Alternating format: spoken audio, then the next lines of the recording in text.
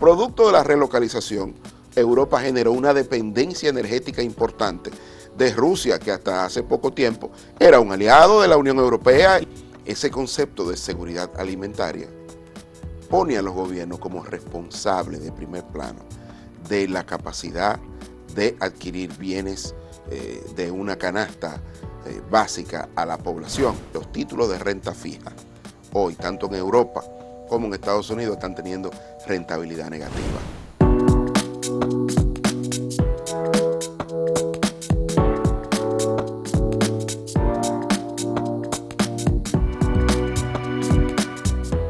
Saludos amigas, amigos, ustedes sintonizan Acento TV y este es su espacio a partir de ahora.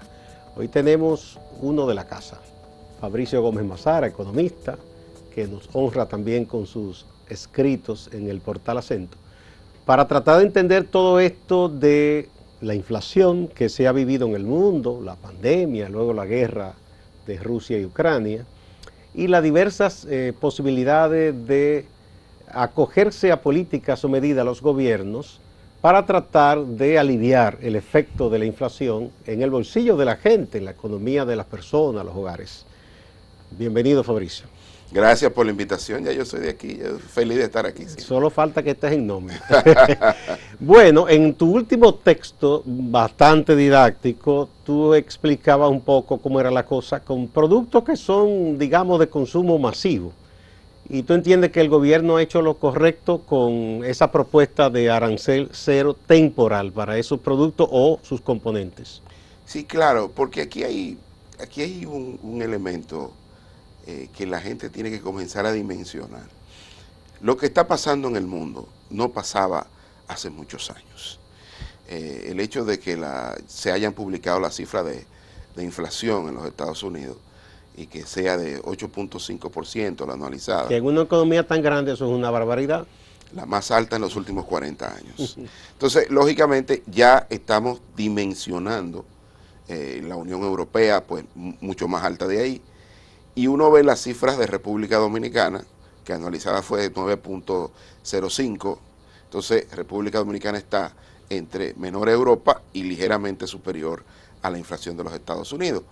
De alguna manera eso te está diciendo que hay medidas tanto de carácter monetario como de carácter fiscal que están rindiendo o morigerando parcialmente el efecto de este vendaval inflacionario de origen externo. Porque si bien es cierto que había un sobrecalentamiento de la economía, la invasión de Rusia a Irak, lo que hizo fue... A Ucrania, siempre digo, de Rusia a Ucrania, perdón. Lo que hizo fue, digamos que, agravar esta situación. Y mira qué importante es el tema de por qué afecta.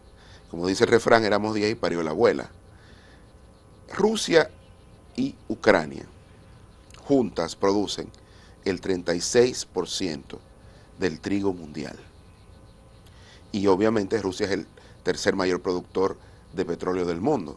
¿Y gas? Y de gas. Entonces, las sanciones en la guerra por sí sola, ya tiene a un territorio altamente productivo inhabilitado para suplir bienes y servicios debido a que están destinando todos los recursos a la guerra. O que no es fácil movilizar productos en esa situación. No, cuando los países están en guerra están destruyendo valor. Para nosotros los economistas la guerra lo único que hace es destruir valor y lógicamente lo está destruyendo a nivel global porque las sanciones impuestas por Occidente a Rusia han agravado la situación. Ese yo pienso que es el otro efecto, porque tú me dirás, como economista que siempre estás al día con las cuentas nacionales y las internacionales, pero la historia que nos contaban era que Rusia no era el país de mayor productividad ni de mayor producción, incluso que era una economía que se quedó anclada en el viejo esquema de la Unión Soviética de producir en la industria pesada, tecnología pesada y de armas, pero que no tenía un campo tan productivo, que no había sido tan eficiente como Estados Unidos, Nueva Zelanda o Francia en el aspecto de la agricultura. Pero de pronto vemos que ese país y su vecino Ucrania, que una vez fueron un solo país, entonces son muy importantes en la cadena de suministro mundial. ¿Alguien nos mintió? No, mira qué pasa. Recuérdate que a partir de la caída del muro de Berlín en el 89, comenzó, o digamos que se aceleró, ese proceso que se llamaba deslocalización. ¿Qué era la deslocalización? Bueno, los centros de producción estaban lejos de los centros de consumo, porque lo que se estaba buscando era abaratar la estructura productiva de estas industrias y empresas de presencia global. Entonces se trasladó, China se convirtió en una gran maquiladora. La fábrica del mundo. En la fábrica del mundo. Los países de Europa del Este comenzaron a ser sede, o se comenzaron a establecer subsidiarias de empresas de alto calaje industrial, aprovechando la capacidad educativa que había en esos países.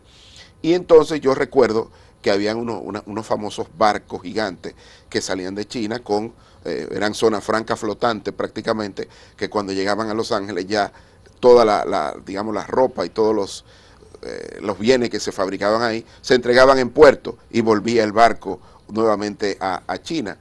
Entonces, ¿qué ha pasado? Que si bien es cierto, producto de la guerra comercial que se estaba dando previamente a esto, entre China y los Estados Unidos, el proceso de deslocalización se estaba comenzando a desmontar con lo que se llama el nearshoring, en volver a traer a los centros de producción cerca de las costas de los países de mayor consumo, específicamente Estados Unidos. La guerra toma este proceso de reorganización productiva global en el mismo medio. Entonces, todavía la economía la explica más la deslocalización que la relocalización.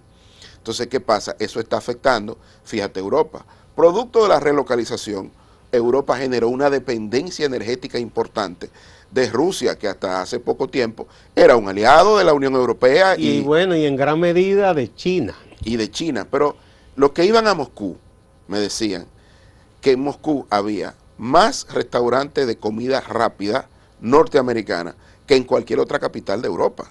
O sea, ahí se llegó a tener una relación comercial muy importante. Bueno, y que todo eso era novedoso en esos países también.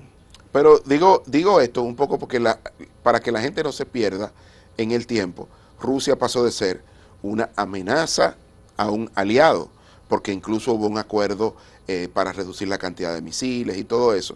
Y de repente, bueno, Rusia era un aliado y le suministraba a la Unión Soviética, la ex Unión Soviética, le suministraba a Estados Unidos y al mundo, incluso el tema de los fertilizantes, que es uno de los mayores productores de fertilizantes del mundo. Bielorrusia también produce unos insumos para esos productos. Igual he visto personas de tanto peso en la economía de Estados Unidos y del mundo como Bill Gates diciendo que hay que volver a sembrar a Estados Unidos. Claro. Estados Unidos había descuidado su producción de alimentos. Por eso, porque el proceso de deslocalización, era más fácil producirlo en Asia, era más fácil producirlo, yo pensé que eso se había dado nada más que con la manufactura, no sabía que en la agropecuaria igual habían hecho eso. Claro, porque ya Estados Unidos era prácticamente la bolsa de Chicago, que es la bolsa que maneja todas las materias primas en el mundo, era de ahí donde se hacían las grandes transacciones. La capital, digamos, a nivel energético es la City de London, donde se transan todos los productos vinculados a la energía, fundamentalmente al petróleo, porque ya los centros digamos, de negocio estaban lejos de los centros de producción. Incluso British Petroleum. Lo grande que esos son los que deciden. La British Petroleum ha sido uno de los más afectados por el hecho de que tenía grandes inversiones. Bien, eso además veníamos arrastrando, Fabricio, el cierre o cese de la economía debido a la pandemia. Exactamente. Que ya provocó un problema en la cadena de suministro. Con flete más caro y todas esas cosas. Pero ahora lo que comenzó siendo una crisis de demanda, o sea, cuando la demanda, producto del rescate que dio muchos recursos a la familia para evitar que colapsaran las familias y las empresas, ese exceso de liquidez calentó la economía. Calentó la economía porque la oferta no fue capaz de responder a ese nivel. Ahora estamos en otro tema que tiene que ver con la guerra. La guerra ha anulado parcialmente la capacidad productiva de los países. Y si se venía aliviando ya, estábamos volviendo a la normalidad de la economía, esto pega un frenazo. Totalmente. Entonces, por eso es que tú entiendes los países, porque he visto que no solo ha sido aquí, yo he visto en Argentina, Chile, en México, que los gobiernos están buscando medidas similares de eliminar temporalmente la carga de aranceles para que los insumos y productos lleguen por un tiempo más baratos. Claro, porque lo que no está asegurado es el suministro. Y aquí quiero ser claro. Cuando los países dicen, vamos a quitar aranceles, es un poco para asegurar relativamente la estabilidad de precio en el corto plazo. Porque con la llegada de esos productos. Con la llegada de esos productos. Y nosotros tenemos un ejemplo, las vacunas.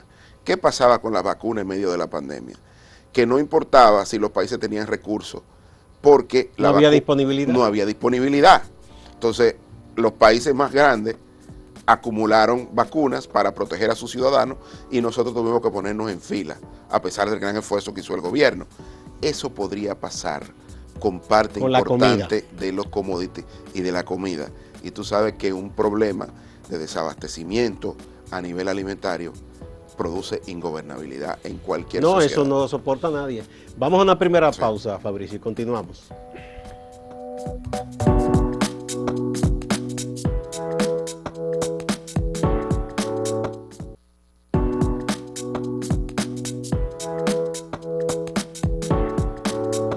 Fabricio Gómez Mazara, economista, nos está tratando de poner en claridad todo este tema de la inflación, los efectos de la pandemia, los efectos de la invasión de Rusia a Ucrania y las diversas medidas que han estado tomando los gobiernos, porque no estamos aislados, no es el único país que ha tratado de tomar algún tipo de medida para aliviar la inflación. El otro tema con la canasta de productos que han sido elegidos y sus insumos, por ejemplo, las grasas comestibles, casi todo es importado, sí, para hacer los aceites, las mantequillas, las margarinas. Algunos hablan diciendo, ay, cuidado, que pueden quebrar a los productores nacionales, que en 6 meses se permita la entrada de un sinnúmero de productos. ¿Tú piensas que pone en riesgo la existencia, porque la quiebra es salir de producción, de productores? Mira, los cambios en todo el tema de desarrollo productivo no son de corto plazo nunca. Es decir, nadie amplía su industria o reduce su capacidad de manera brusca, sí. De manera brusca en el corto plazo. Usualmente son inversiones de más largo plazo. Pero hay un concepto que se llama seguridad alimentaria. Ese concepto de seguridad alimentaria pone a los gobiernos como responsables de primer plano de la capacidad de adquirir bienes de una canasta básica a la población. Entonces, en momentos como este, el concepto de seguridad alimentaria se complejiza, porque no es solo tener una variedad de productos, es tenerlo a precios asequibles por la población. La FAO, la Organización de Naciones Unidas para la Agricultura y la Alimentación, publicó recientemente su índice de alimentos a nivel global, y solo en el mes pasado fue de 12.6% con relación al mes anterior. El nivel más alto desde que las estadísticas se están midiendo a nivel global en 1990. O sea, estamos en cifras récord en precios de los alimentos y lógicamente la seguridad alimentaria es una responsabilidad del gobierno y creo que hay... En otras palabras, el gobierno tiene que buscar claro, que estén disponibles los alimentos. Claro. Y en eso no puede descuidarse. No, y eso es urgente. ¿Por qué esto es urgente? O sea, nosotros estamos en una economía de guerra, donde la guerra está marcando la pauta diaria de los mercados financieros y de los mercados de materias primas y de todo lo que tiene que ver con la industria. O sea, es día a día que esto se está librando, porque cada sanción que ponen a Rusia tiene un impacto en los mercados. Tú pusiste el ejemplo de las vacunas, que en ese momento, recuerdo que gobernaba Mr. Trump, dijo, no, mientras queden norteamericanos sin vacunar, no sale una vacuna. Claro. Uno dirá que eso es muy egoísta, pero los gobernantes deben velar por su gente primero.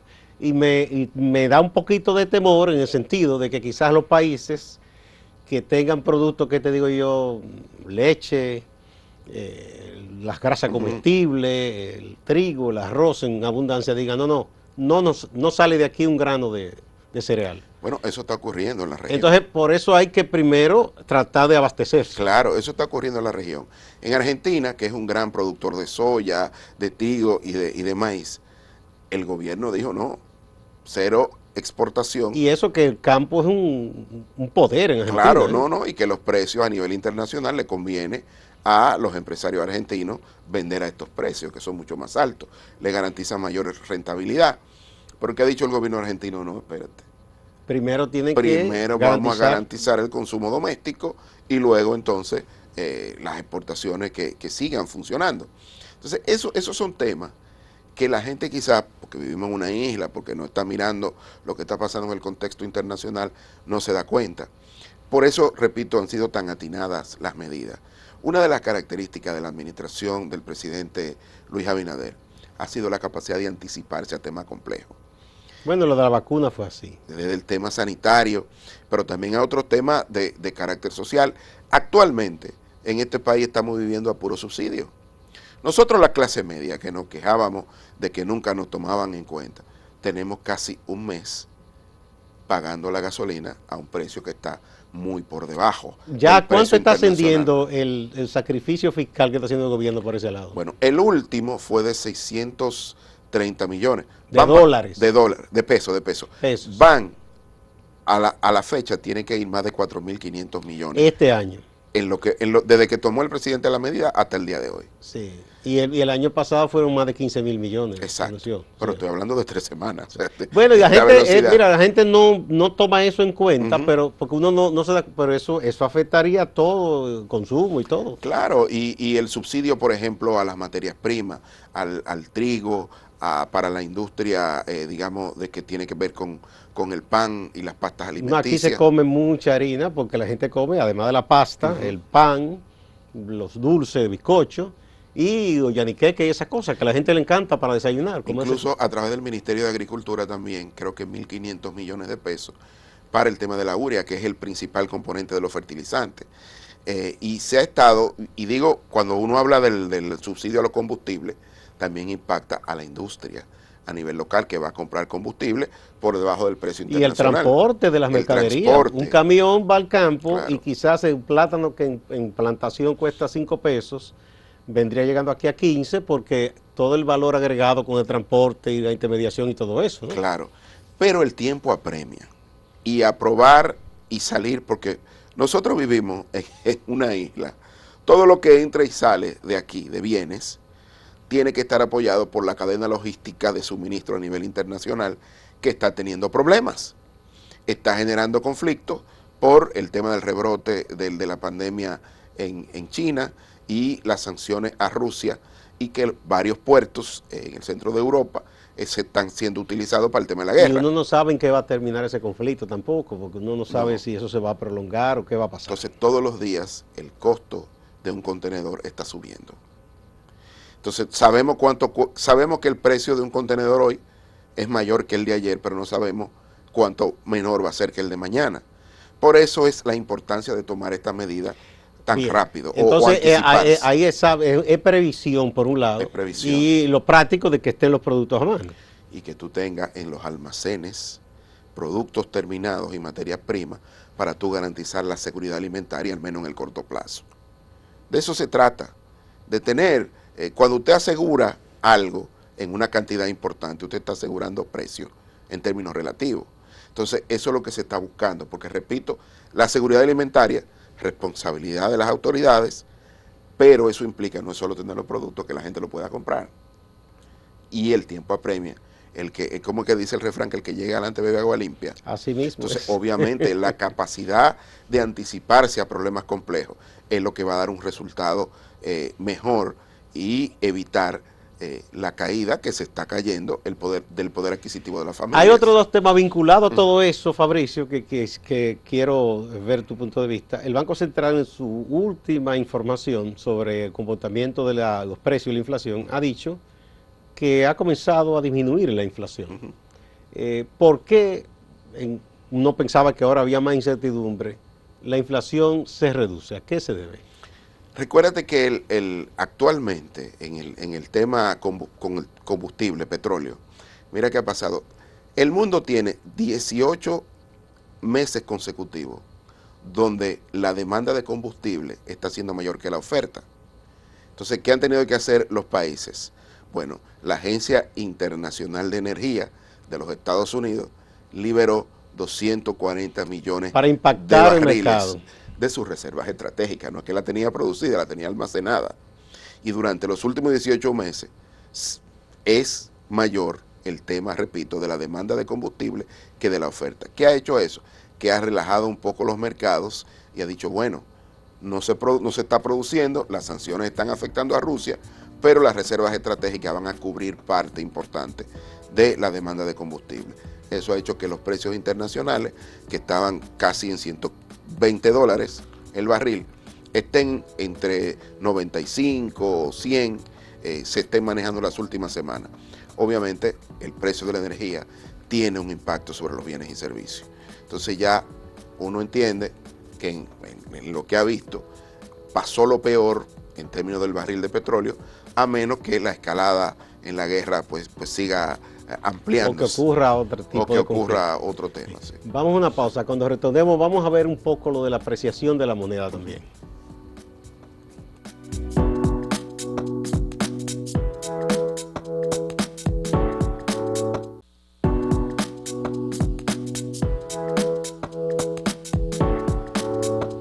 Continuamos con Fabricio Gómez Mazara, economista. Una de las cosas que uno ha estado viendo en las informaciones relacionadas con este conflicto, pero antes también, es que un día el dólar se aprecia respecto al euro, otro día baja, y respecto a otras monedas, incluso a nuestro peso dominicano. El dólar cayó unos cuantos puntos, el precio se apreció, y ahí vino todo aquello con las AFP y la queja de la gente. ¿Qué hace que el dólar tenga estas fluctuaciones? Bueno, lo que pasa es que la oferta de dólares está aumentando por un tema fundamental. Tanto el Banco Central Europeo como la FED de los Estados Unidos, que es el Banco Central de Estados Unidos, no han ajustado sus tasas de política monetaria a la inflación. Eso quiere decir que los títulos de renta fija hoy, tanto en Europa como en Estados Unidos, están teniendo rentabilidad negativa. No es negocio para esa gente que tiene mucho dinero y que compra títulos. Exacto. Entonces, en este momento no es negocio. ¿Qué están haciendo? Que los inversionistas están mirando hacia Latinoamérica, que tiene títulos con rentabilidades reales positivas.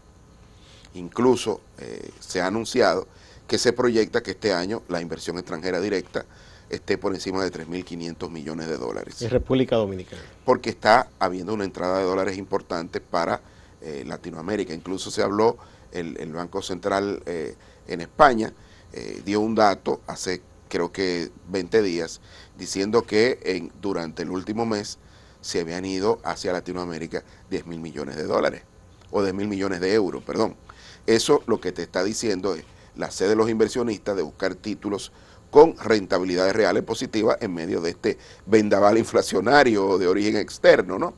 Y por otro lado, las remesas siguen llegando, quizás no con la misma fuerza. Han bajado un poco. Han bajado un poco, pero todavía siguen en cifras mayores a las del 2019.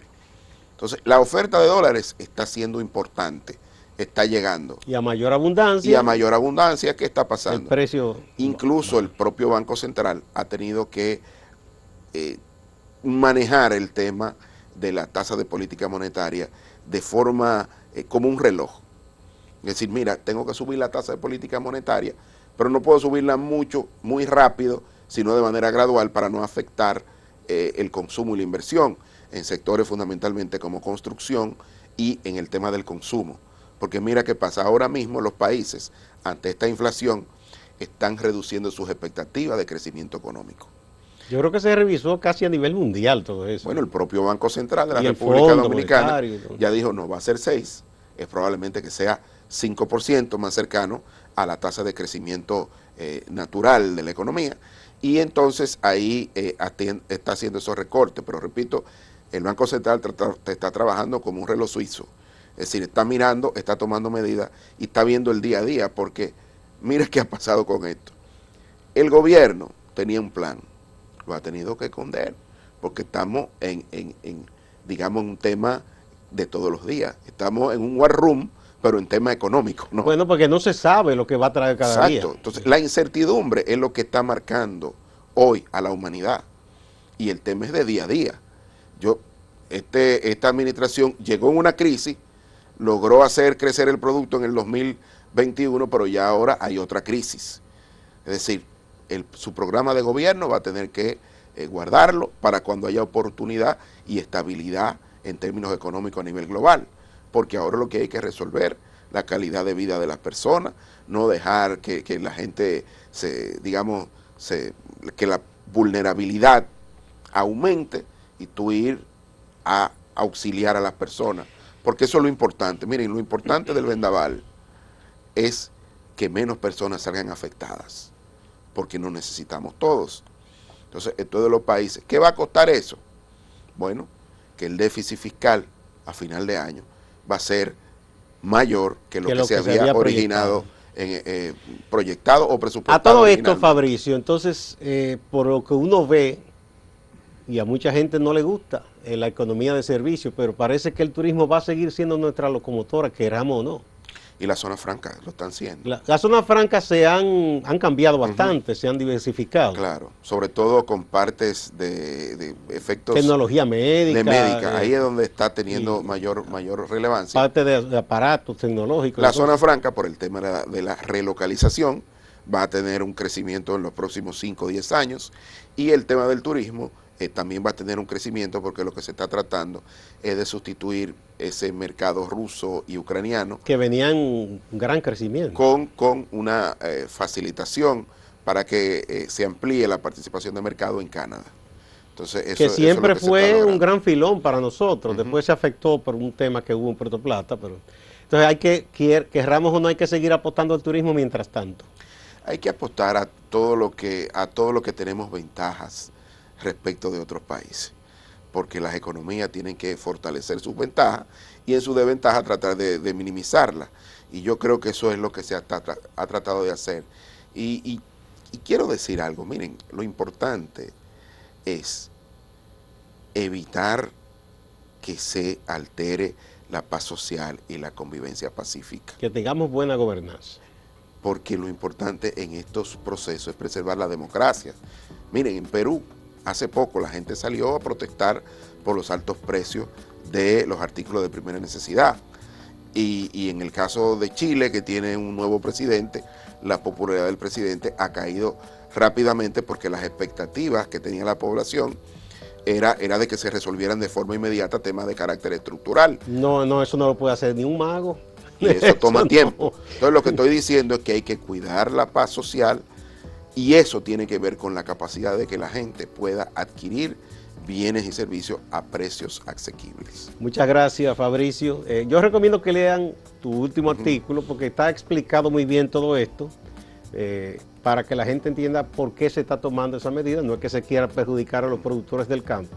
Que por cierto, hay que decir que usted va a los mercados, Merca Santo Domingo, Feria Ganadera, y usted ve que hay abundancia de alimentos de nuestros campos. No están a los precios que uno quisiera, por todo esto que se ha explicado. Pero qué bueno que se siga produciendo, pero al mismo tiempo que el turismo se siga recuperando también, porque ambas cosas son necesarias. Muchas gracias. Igual a ustedes, amigas y amigos. No se vayan. Hay más en Acento TV y Acento Portal.